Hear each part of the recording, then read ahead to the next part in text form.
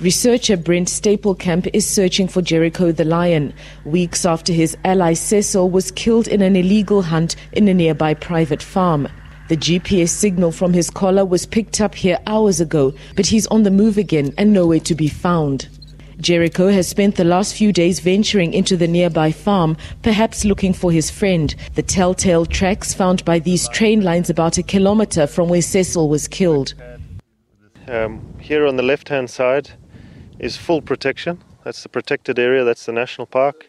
No lions are allowed to be hunted. On the right-hand side, hunting concession. And literally if that lion walks across these tracks, he's now at risk of being hunted. Has sparked a broader debate about the future of hunting and finding alternatives.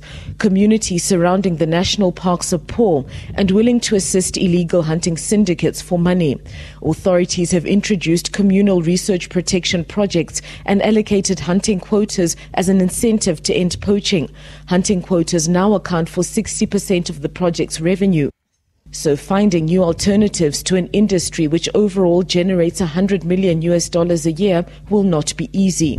But there's an awful lot of work going on behind the scenes, negotiations, people thinking of an alternative to hunting, where those landowners don't lose out financially, where maybe those quotas are bought, but the lion's not killed.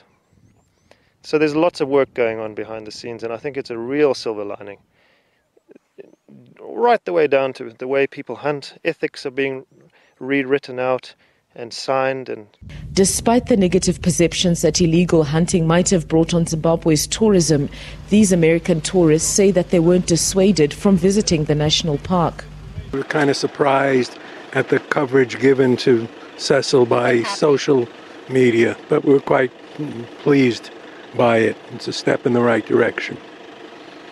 The voices of the people from the communities that lived near Cecil have not been heard in the debates about the future of hunting.